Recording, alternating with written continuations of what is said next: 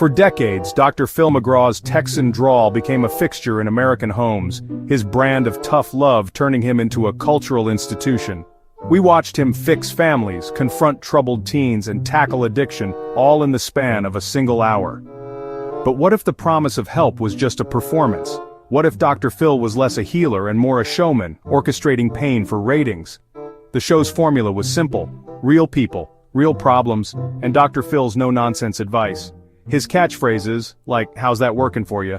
became national memes, his approach seemingly straightforward. But mental health isn't simple, and real healing doesn't happen between commercial breaks. For years, we believed a TV studio could be a sanctuary. It's time to question that belief. Tonight, we'll go beyond the folksy wisdom and examine the stories of those who claim they found exploitation, not help. Former staff allege a toxic, high-pressure environment where guest well-being was secondary to explosive TV. This isn't just about Dr. Phil, it's about the ethical compromises of reality TV itself. So let's ask, how's that working for the people it was supposed to help? The allure of Dr. Phil is rooted in his simplicity, but that may be his greatest deception. Life's messes aren't solved in sound bites. The time has come to look past the stage-managed confrontations and question the reality behind the reality show. Let's pull back the curtain and see what's really going on. The Dr. Phil empire. Is it help or just high-stakes entertainment? Before TV fame, Dr. Phil was Philip McGraw, a Texas psychologist who made his mark as a trial consultant. His big break came when Oprah Winfrey hired him during her legal battle with the beef industry. She loved his direct style and made him a regular guest.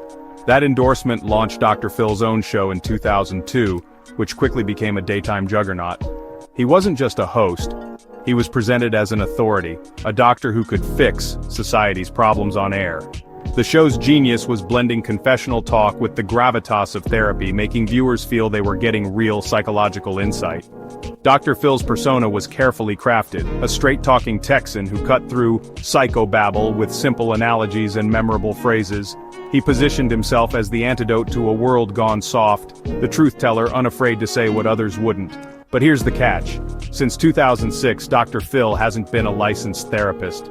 The therapy on his stage isn't bound by the same ethical codes as a real clinical session.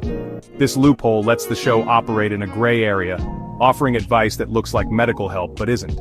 It's entertainment, not treatment. That distinction is crucial to understanding the show's true purpose. The authority was part of the act. The show's format was designed for drama, not healing. Dr. Phil's brand was built on the illusion of help, and that illusion is at the heart of everything that follows.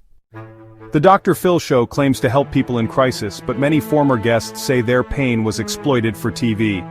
Vulnerable individuals, struggling with addiction, mental illness, or family trauma, were promised help, but often found themselves manipulated for dramatic content. Some allege producers enabled destructive behavior, even directing guests toward substances to ensure volatile on-camera moments. Guests describe being isolated, coached, and pushed into confrontations they weren't prepared for. The power dynamic is stark. Dr. Phil as authority, guests at their lowest, all for the sake of compelling television. Informed consent in this environment is questionable. Are guests truly agreeing or just desperate for a lifeline? Aftercare is another issue. The show often promises top-tier treatment, but some guests report it was short-lived or self-serving. When the cameras stop, guests are left to deal with public exposure and unresolved trauma. The show moves on, but the human cost lingers. Is this help, or just exploitation disguised as therapy? The controversies go beyond Dr. Phil himself, they're baked into the show's production machine. A 2022 BuzzFeed report revealed a toxic workplace, with staff describing fear, manipulation, and pressure to create drama at any cost. Employees were allegedly encouraged to exploit guests' vulnerabilities and downplay serious mental health issues for better TV. The show's public message of wellness clashed with an internal culture that left staff anxious and unsupported. The irony, a show about mental health produced in a way that harmed its own team. When ratings trump ethics, guest well-being suffers. The show became a content factory, with human pain as its raw material. The pressure to deliver drama led to reckless decisions and questionable care. The result? A system where the spectacle mattered more than the people. The real rescue mission was for ratings, not recovery. Todd Herzog's story is the Dr. Phil show's most infamous case. The former Survivor winner battling alcoholism appeared on the show in 2013. Herzog later claimed he wasn't drunk when he arrived, but found vodka in his dressing room and was given Xanax, leaving him barely able to walk on stage. The resulting segment was shocking. Herzog, incoherent and humiliated, became a spectacle for millions. The show denied providing alcohol or drugs, but Herzog's story echoed other guests' claims of manipulation. The ethical question, even if you don't hand someone a bottle, what's your duty to a vulnerable guest? Herzog was sent to treatment, but the public shaming had lasting consequences. His case highlights the potential for exploitation in reality TV. The need for drama outweighed the need for care. The cost was a real person's dignity and well-being. The Dr. Phil show's controversies have spilled into courtrooms, with lawsuits from guests and staff alleging misrepresentation, emotional distress, and toxic workplace conditions. Former employee Leah Rothman claimed she was falsely imprisoned and subjected to abuse. Her case was dismissed, but echoed other staff complaints. Guest lawsuits ranged from dog attacks to accusations that Dr. Phil practiced psychology without a license and had unethical ties to treatment centers. These legal battles, even when unsuccessful, forced public scrutiny of the show's practices. Staff lawsuits suggest the tough love persona didn't extend behind the scenes where pressure and toxicity reigned. Each new allegation chipped away at Dr. Phil's credibility. The volume of complaints points to a pattern. Guest welfare and staff treatment often took a back seat to ratings. The show's legal defenses were strong, but the reputational damage was real. The question remains, did the pursuit of compelling TV consistently outweigh the duty of care? The evidence suggests it often did. Danielle Bregoli's 2016 appearance on Dr. Phil turned her into the viral sensation Bod Bobby. Her catchphrase, "Cash me outside, how about dat?" became internet gold, launching her to fame and fortune. But Bregoli was a troubled teen, brought on for help, not stardom. The show amplified her issues, turning her pain into entertainment, and her defiance into a brand. Years later, Bregoli spoke out against the show and the treatment ranch she was sent to, alleging abuse and harsh conditions. Her story raises questions about the show's aftercare and its partnerships with facilities. Was the goal to help, or to create the next viral moment? The Bod Bobby phenomenon exposes the show's cynical core. Therapy blurred with entertainment, pain turned into profit. Dr. Phil's platform can make stars, but at what cost to the vulnerable? The system didn't fix her problems, it monetized them. The real question, is the show about helping teens or finding the next ratings goldmine? After 2 decades, Dr. Phil's legacy is a mix of cultural impact and controversy.